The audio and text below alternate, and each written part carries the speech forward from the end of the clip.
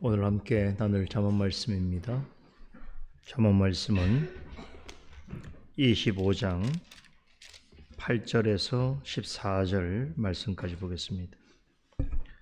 잠언 25장 8절에서 14절까지 한 목소리 읽겠습니다. 너는 급거히 나가서 다투지 말라. 마침내 내가 이웃에게 욕을 보게 될 때에 내가 어찌할 줄을 알지 못할까 두려우니라. 너는 이웃과 다투거든 변론만 하고 남의 은밀한 일은 누설하지 말라. 듣는 자가 너를 꾸짖을 터이요 또 수욕이 내게서 떠나지 아니할까 두려우니라. 경우에 합당한 말은 아로 새긴 은쟁반의 금사가니라. 슬기로운 자의 책망은 청정하는 귀의 금고리와 정금 장식이니라. 충성된 사자는 그를 보낸 이에게 마치 추수하는 날의 얼음 냉수 같아서 능히 그 주인의 마음을 시원케 하느니라. 선물한다고 거짓 자랑하는 자는 비 없는 구름과 바람 같으니라. 아멘. 오늘 본문 말씀도 지난주 결론 말씀에 이어지는 내용을 전하고 있습니다. 지난주 해설 시간에 말씀드린 대로 잠언 25장에서 29장까지의 내용은 유대 왕 히스기야 때에 그의 신하들에게 편집하라고 요청하여서 만들어진 솔로몬의 두 번째 잠언 모음집에 해당되는데, 이 대부분의 내용은 왕과 관련된 이야기를 전하고 있습니다.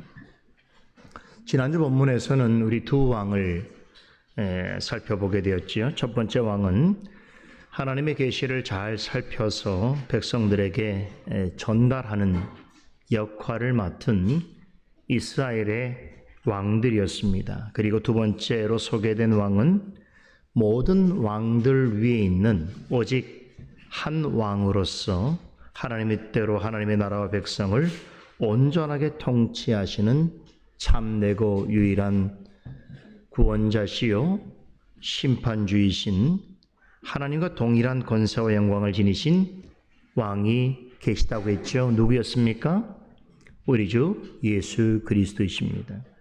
지난주 본문은 우리의 참되고 영원한 왕이신 주님 앞에서 우리는 스스로 높은 채 해서는 안 된다라고 하는 교훈으로 끝맺었습니다. 자, 그런데 오늘 본문은 지난주 본문의 결론 말씀에 대한 새로운 해설을 덧붙이는 것으로 시작하고 있습니다. 주님 앞에서 교만해서는 안 된다는 말씀을 들을 때에 혹 이러한 오해를 하는 사람들이 있습니다. 그렇지, 하나님 앞에서는 교만해서는 안 되지. 하나님 앞에서 스스로 내 자신을 높이는 것은 옳지 않아. 하지만 그렇다고 해서 내가 사람들 앞에서 굳이 겸손한 채 할 필요는 없는 것 아니겠어? 사람들에게서는 굳이 그럴 필요가 없는 거잖아 라고 생각하는 사람들이 있을 수 있습니다. 오늘 본문은 이런 생각을 가진 사람들의 문제를 지적하는 것으로 시작합니다. 8절을 다시 봅니다. 너는 급거히 나가서 다투지 말라. 마침내 내가 이웃에게 욕을 보게 될 때에 내가 어찌할 줄을 알지 못할까 두려우니라.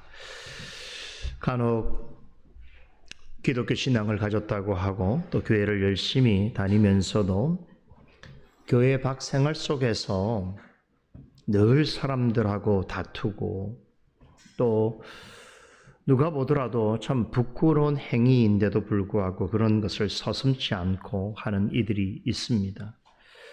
이런 사람들의 가장 큰 문제는 겸손과 교만이라는 것을 하나님께 대한 자세로서만 생각한다는 것입니다. 주의를 빠지지 않고 예배를 꼬박꼬박 참석하고 헌금과 봉사 생활을 열심히 하기만 하면 하나님 앞에 겸손한 것이라고 생각합니다. 맞는 말이기도 하지만 틀린 말이기도 합니다.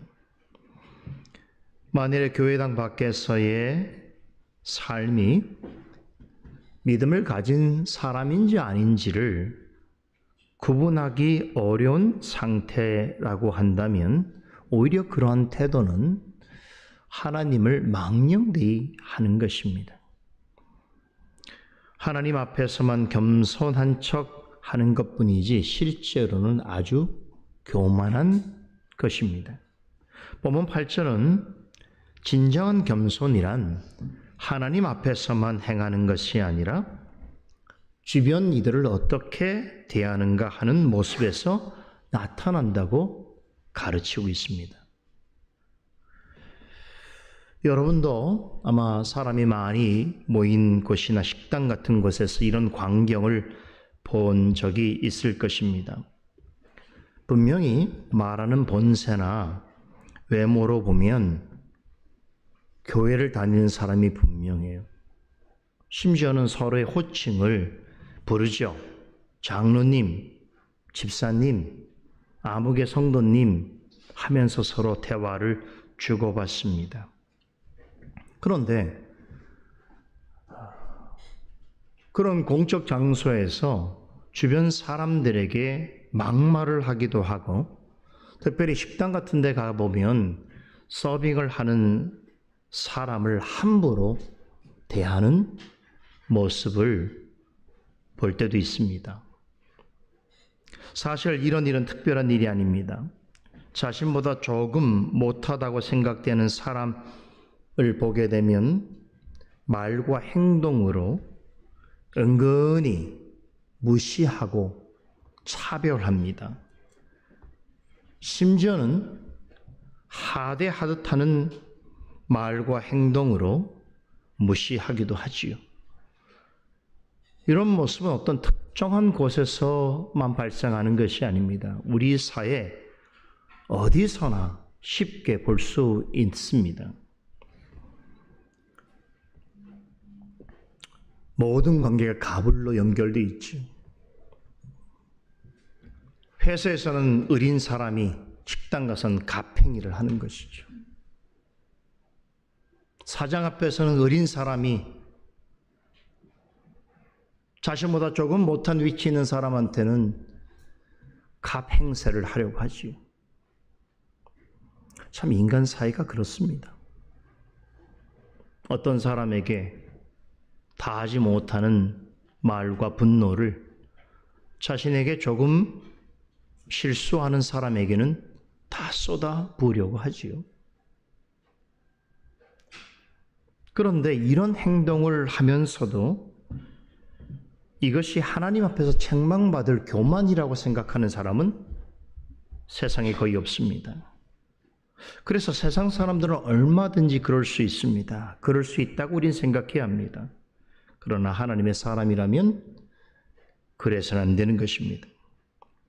누구나 교회를 다닌다고 한다면 하나님 앞에서는 겸손한 척 할 수 있습니다. 그렇죠. 예배 시간에 막 소란을 일으키고 막 떠들고 하는 성인이 있을까요? 그냥 가만히 앉아 있는 것만으로도 내가 하나님께 겸손한 것처럼 그렇게 생각할 수 있는 거예요. 성도들 사이에 주고받는 대화 속에서 예상치 못할 막말을 하는 사람들이 교회 안에 있습니까? 그렇죠. 그런 관계를 스스로 나는 참 겸손한 사람이다 라고 생각할 수 있다는 것이죠. 그러나 오늘 자만의 말씀은 그것은 진정한 겸손이 아니라 오히려 교만이라고 가르치고 있습니다. 하나님 앞에서의 겸손이라고 하는 것은 먼저 자기 자신의 죄와 자기의 수준을 겸허히 인정하는 것으로부터 시작해야 합니다.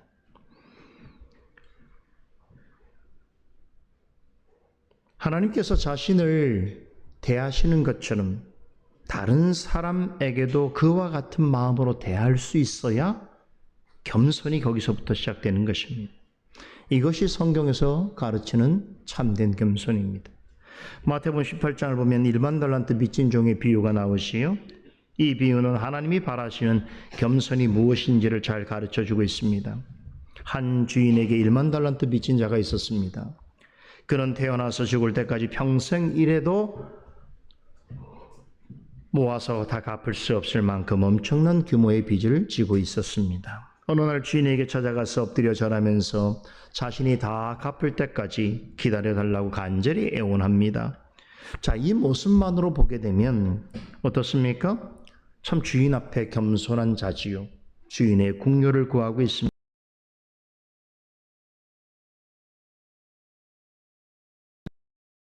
하지만 자신에게 빚진 자를 만났을 때 그는 완전히 돌변했습니다. 주인으로부터 모든 빚을 탕감받은 후에 자신에게 빚진 한 사람을 만났습니다. 그는 그 동료에게 달려들어서 멱살을 잡고 당장에 내게 진 빚을 갚으라고 소리쳤습니다. 자신은 죽어서도 갚지 못할 큰 빚을 단번에 탕감받으면서도 기껏해야 몇 달 일하면 갚을 수 있는 정도의 빚을 진 동료에게는 죽일 듯이 달려들었습니다. 동료가 용서를 구하면서 기한을 주면 다 갚겠다고 통사정하는데도 단칼에 거부하고 오히려 그를 때리고 옥에 가두어 버렸습니다. 이중 인격이시오. 이런 사람들이 있어요. 강한 자 앞에서는 약한 행동을 하고 약한 자 앞에서는 강하게 행동하는 사람들이 있습니다. 주인 앞에서는 겸손한 척하지만 자신에게 조금 빚진 사람 앞에서는 무자비하게 대합니다. 이 비유는 하나님으로부터 무한한 은혜를 받은 자리에 있다면 타인에 대하여서 어떤 태도를 취하는 것이 하나님의 사람인가에 대해서 가르치고 있습니다. 하나님의 사랑을 받았다라고 생각한다면 그 사랑을 다른 사람과도 나눌 수 있어야 합니다.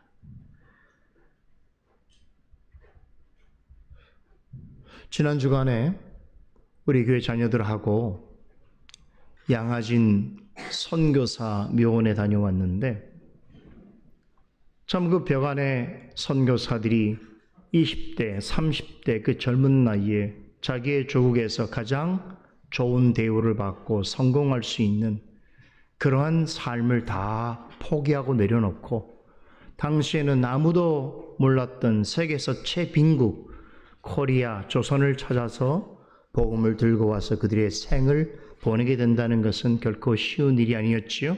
왜 그렇게 했을까요? 하나님께 받은 사랑을 나누어야 했기 때문에 그렇습니다. 그래서 오늘 우리가 있는 것이에요.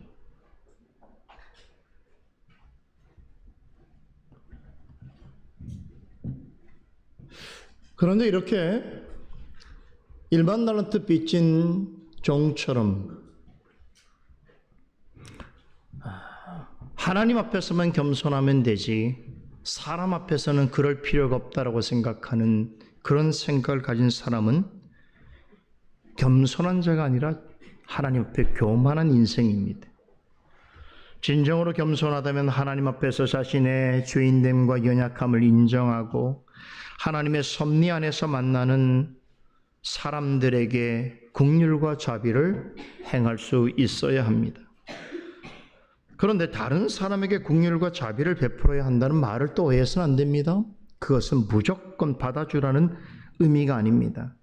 이웃을 긍휼히 여기고 자비를 베푸는 마음으로 대하되 하나님의 공의를 무시하거나 무너뜨려서는 안 됩니다. 9절 말씀이 이 사실을 말해주고 있습니다. 너는 이웃과 다투거든 변론만 하고 남의 은밀한 일은 누설하지 말라라고 합니다.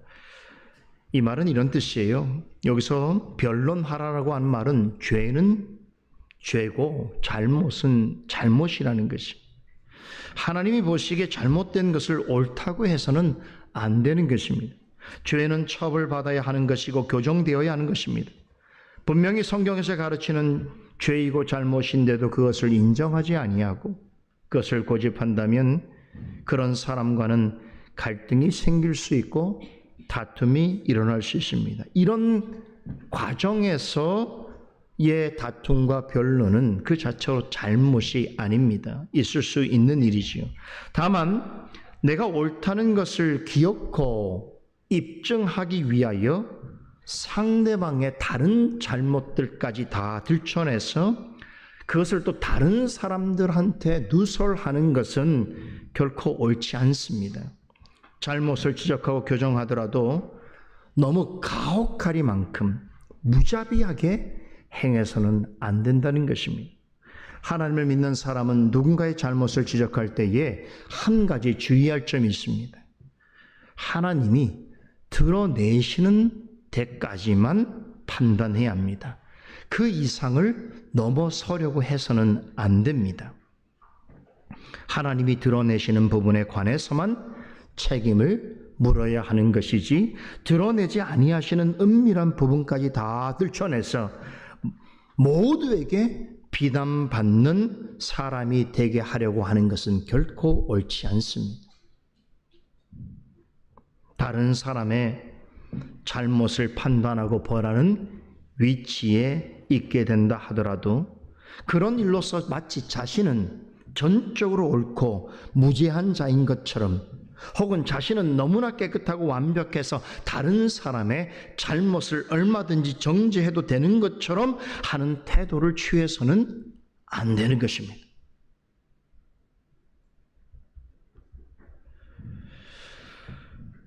만일에 그런 의도를 가지고 행하면요, 잘못한 상대방도 여러분 그것을 자극하게 되고 오히려 반발하게 만드는 일이 생길 수 있습니다. 무엇보다도 이런 것은 하나님 앞에 교만입니다. 하나님께 정죄받을 수 있습니다. 이 사실을 10절은 이렇게 전합니다. 듣는 자가 너를 꾸짖을거이요 또 수욕이 내게서 떠나지 아니할까 두려우니라. 1만 달란트 빚진 자의 종의 비유를 다시 한번 떠올려 봅니다. 이 종이 1만 달란트라는 어마어마한 빚을 탕감받고도 자기에게 조금 빚진 동료에게는 무자비하게 대하는 모습을 다른 사람들이 목격하고는 그 주인에게 고했습니다. 급기야 이 종은 주인 앞에 다시 소환됩니다. 주인은 이 종에게 이렇게 진노했습니다. 이 악한 종아, 네가 애원하기에 나는 너에게 그 빚을 다 없애 주었다. 내가 너를 불쌍히 여긴 것처럼 너도 내 동료를 불쌍히 여겨야 할 것이 아니냐 라고 하면서 동관을 시켜서 그를 감옥에 넣게 하고 빚진 것을 다 갚을 때까지 가두어 두라고 명했습니다. 예수님께서는 이 비유를 마치시면서 이 같은 교훈을 전하셨습니다. 너희가 각각 마음으로부터 형제를 용서하지 아니하면 나의 하늘 아버지께서도 너희에게 이와 같이 하시리라. 자신에게 작은 잘못을 한 이웃을 결코 용서하지 않으려고 하는 것은 그런 마음을 가지고 있으면서 자신의 큰 죄에 대해서는 하나님 아버지께 당장 용서해 달라고 구하는 것은 하나님의 입장에서 볼 때는 진정한 겸손이 아니라는 거예요. 하나님을 기만하는 것이. 자기에게 조금 잘못한 사람도 용서하지 아니하면서 하나님께 큰 죄를 짓고 있는 자신의 죄에 대해서는 잊어달라고 하는 것은 기만입니다. 마음은 교만으로 가득 차 있으면서 사람들이 보는 앞에서는 마치 하나님 앞에 겸손한 채 하는 것은 하나님을 속이려는 행동입니다. 하나님 앞에 진실로 겸손하다면 어떤 경우에서도 합당하게 말하고 행동해야 됩니다. 이에 대해서 잠언 기자는 11절과 12절에서 놀랍도록 아름다운 비유로 묘사합니다. 너무 아름다운 비유여서 다 같이 한 몫을 읽어보겠습니다. 11절 12절 경우에 합당한 말은 아로 새긴 은쟁반의 금사간이라 슬기로운 자의 책망은 정정하는 귀의 금고리와 장식 정금 장식이니라. 아름답지요? 참 참 대단히 아름다운 표현이 어떻게 이런 표현들을 사용할 수 있는지. 하나님 앞에서 겸손하다면 다른 사람에게도 경우에 따라서 합당한 말을 할 수 있어야 한다는 것이. 다시 일반 달란트 빚진 종의 비유를 생각해 봅니다. 주인으로부터 그토록 큰 빚을 탕감받았다면 그 종은 자기에게 적은 빚을 진 동료를 만났을 때 어떻게 하는 것이 경우에 합당한 말이었겠습니까? 이렇게 말했어야 됐겠죠. 나는 나의 주인에게 너와는 비교할 수 없을 정도로 많은 빚을 졌었다. 하지만 내 주인은 나의 부탁을 듣고 모든 빚을 단번에 탕감해 주었다. 그런 은혜를 입었기에 나도 너에게 빚을 갚으라고 독촉하기 어렵구나. 내가 주인에게 탕감받은 것과는 비교되지 않지만 나도 내가 나에게 진 빚을 탕감해 주고 싶구나. 아니면 내가 할 수 있을 때까지 천천히 갚도록 해라. 라고 하는 정도의 말이, 그죠? 이렇게 1만 달란트 빚을 한 번에 탕감받은 자가 할 수 있는 합당한 말이었겠죠. 그렇지 않습니까? 참 이렇게 경우에 따라서, 어떤 경우에 따라서 아주 합당하게 전해지는 말을 오늘 잠언 기자는 뭐에 비교합니까? 아로 새긴 은쟁반의 금사과. 당시에는 이 은이라고 하는 금속이 가장 귀한 보화였어요. 거기에 여러분 명인이 참 아름다운 그림을 새기는 거 얼마나 가치가 높습니까? 은만 해도 보석인데 거기에다가 아름다운 문장을 새기고 그림을 새긴다고 생각해 보세요. 진품 명품에 나올 이야기지요. 그렇죠. 거기에다가 또 금사가 하나를 올려놓습니다. 얼마나 가치 있고 보배롭습니까? 뭐 그런 거 하나 집에 딱 놔두면요 어떻습니까? 집 자체가 막, 그렇죠? 집 자체가 아주 뭐 고귀한 집안처럼 보이지 않겠습니까?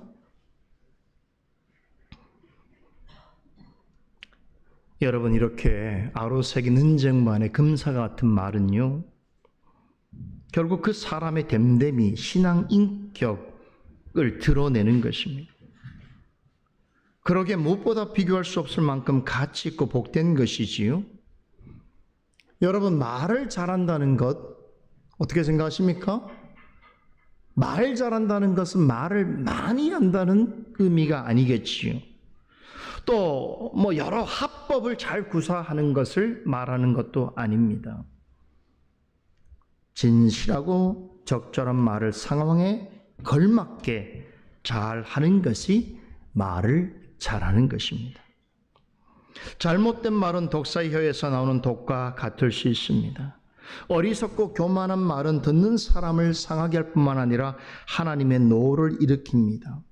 하지만 경우에 합당한 말은 아로 새긴 은쟁반의 금사가 같이 너무나 귀하고 아름답습니다.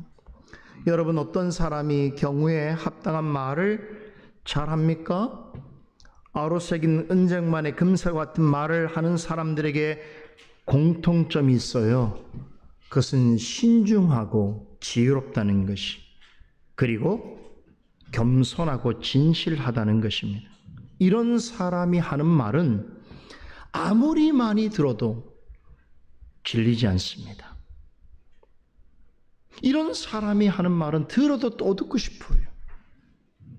들을수록 배움을 얻습니다. 내 주변에 경우에 합당한 말을 할 줄 아는 사람, 그 하는 말이 마치 은쟁반에 새겨진 금사 같은 그런 말을 하는 사람이 내 주변에 있다면 그건 참 복이에요. 그렇죠? 배울 게 많잖아요. 그런 사람들이 여러분에게 있어야 돼요. 주변에. 여러분이 그런 사람이라면 더 좋은 것이겠죠.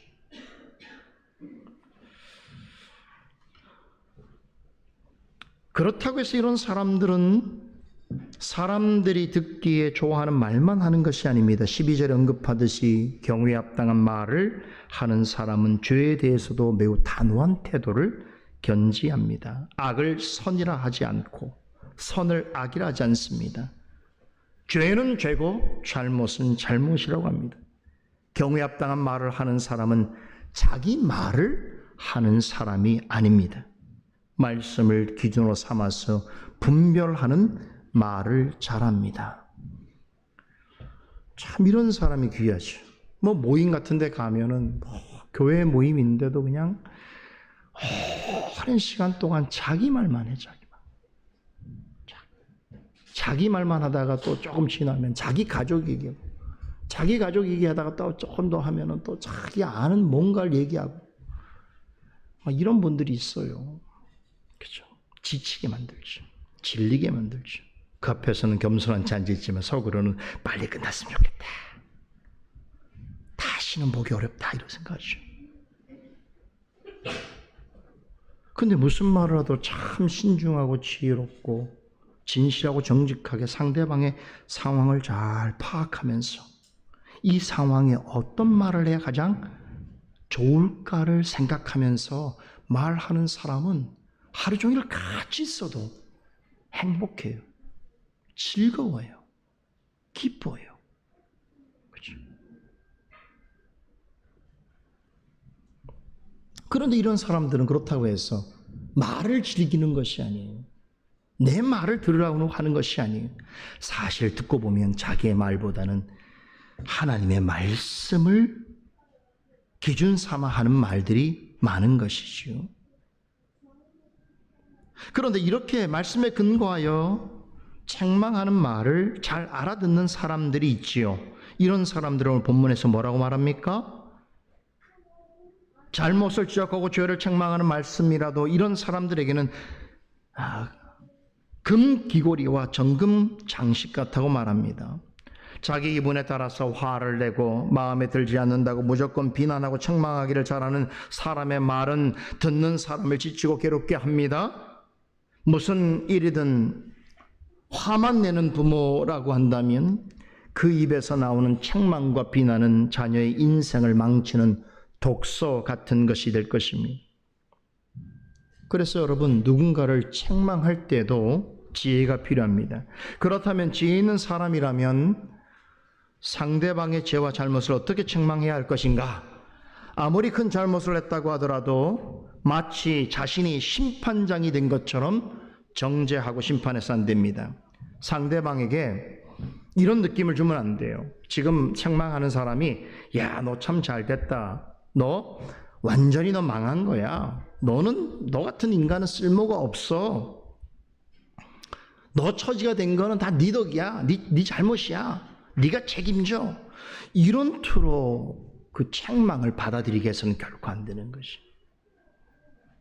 잘못을 깨닫고 돌이켜 회개함으로 주님께 진정으로 용서를 받고 바른 말씀과 믿음에 굳건히 설 수 있도록, 그런 마음을 가질 수 있도록 책망하고 벌을 주어야 하는 것입니다.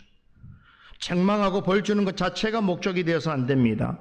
잘못을 범한 자로 하여금 죄를 고백하고 돌이켜 용서받고 구원의 길에서 이탈하지 않도록 책망해야 하는 것입니다.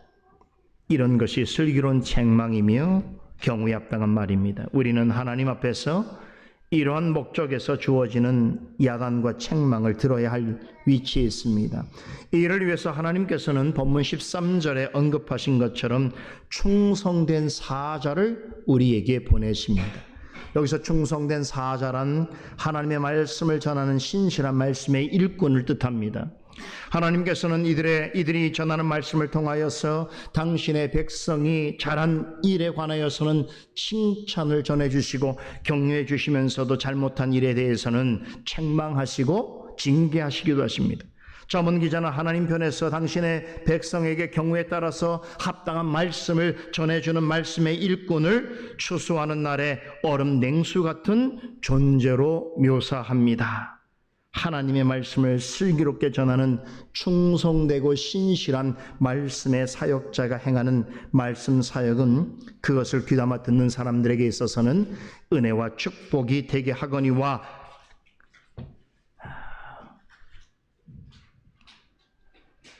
그들을 보내신 하나님의 마음을 흡족해 해드리는 일이 되는 것입니다. 그래서 여러분들이 그런 생각하셔야 돼요. 만일 여러분 곁에 추수하는 날에 얼음 냉수 같은 역할을 하고 있는 신실하게 말씀 사역을 감당하는 자가 있다면 그것은 여러분들에게 큰 복인 줄 아시기 바랍니다. 하나님께서 여러분의 죄를 깨닫게 하시고 죄에서 돌이키게 하시며 말씀을 통해서 보다 지혜롭고 현명한 하나님의 백성이 되도록 도우시고 이끄실 목적으로 하나님의 충성된 사자를 여러분 곁에 두셔서 적절할 때에 합당한 말을 전해 듣도록 하며 그 말씀을 통하여 하나님께 올바로 설 수 있도록 해 주시는 일은 참으로 큰 축복인 것입니다. 이것이 왜 축복인가 하면 전문 기자는 14절에서 더운 여름날 비를 잔뜩 머금고 있는 구름과 바람에 비유합니다.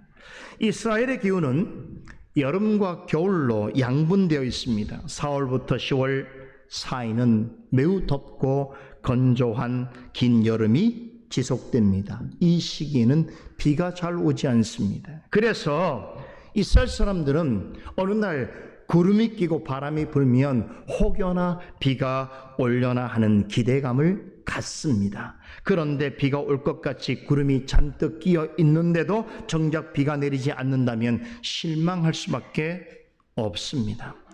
전문 기자는 겉으로는 선물 같지만 영적인 유익은커녕 멸망의 길로 인도하는 거짓 복음을 전하는 자들을 뭐라고 비유합니까? 비 없는 구름과 바람으로 비유하고 있습니다. 그런 자들이 전하는 말은 겉으로 보면 뭔가 특별한 것이 있는 것 같기도 하고 매우 화려하고 그럴싸하게 들리지만 내심 비를 기대한 사람에게 실망과 좌절만 안기게 될 뿐입니다. 잘 들어보면 어느 것도 아무것도 도움이 되지 않습니다. 거짓 복음은 오히려 그들 자신의 무지와 교만을 드러낼 뿐입니다. 하지만 하나님의 말씀을 있는 그대로 바르게 전하는 사람은 때로 책망이나 징계같이 들릴지라도 그들이 전하는 합당한 말은 아로 새긴 은쟁반의 금사가 같으며 추수하는 날에 사람의 마음을 시원하게 해주는 얼음 냉수 같으며 더운 여름날에 대지에 비를 흠뻑 뿌려주는 구름과 바람 같은 것입니다. 아름답지요? 하나님께서 충성되고 신실한 일꾼들의 입술을 통해서 전해주시는 진리의 말씀을 귀담아 듣고 그 말씀을 따라 바르게 행하는 사람이야말로 하나님 앞에서 가장 겸손하고 지혜로운 자인 것을 믿으시기 바랍니다. 기도하십시다. 하나님, 오늘도 하나님 앞에 겸손하고 지혜로운 자가 되기 위하여 하나님께서 주신 잠언의 말씀을 마음에 아로새깁니다. 오늘도 그런 마음으로 하나님께 나아가 예배드리며 또 하나님 주시는 은혜를 받아 누리기를 원하오니 오늘 우리 모여있는 모든 성도들 가운데 같은 은혜를 허락하여 주시옵소서. 예수님 이름으로 기도드리옵나이다. 아멘.